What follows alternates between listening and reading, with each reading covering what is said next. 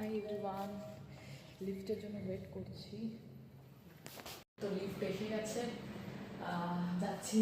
আবার কাজে ফিরতে হবে, একটা নতুন দিন এবং তার সাথে গ্যাস আজকেও একটু জমি খাওয়া দাওয়া করতে হবে। তো দেখি গিয়ে আজকে কি স্পেশাল ব্রেকফাস্ট রয়েছে তোমাদের সাথেও শেয়ার করে নেব। খাওয়া দাওয়ার ভিডিও তো হচ্ছে, তো অফিসটা কীরকম এটাও অনেকে দেখতে চেয়েছিল। এটা কি তোমরা দেখতে চাও? তাহলে করবো খুব তাড়াতাড়ি। ব্যাগ রেখে একটু কাজকর্ম শুরু করে এবার ডাইনিং হলের দিকে যাচ্ছি।